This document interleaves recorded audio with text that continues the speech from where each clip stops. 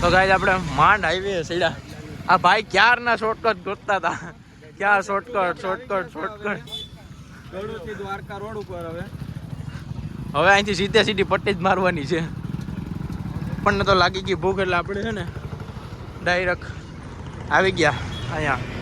થોડો ઘણો બબલાવારી કરી નાખીએ. હજી કોઈ બે બબલા તોડવા માંડ્યા હવે. બે બબલા તોડવા માંડ્યા કા ઉપાડ લાવ એટલા બધા વર્ગી પડ્યા જો ભૂખોડું.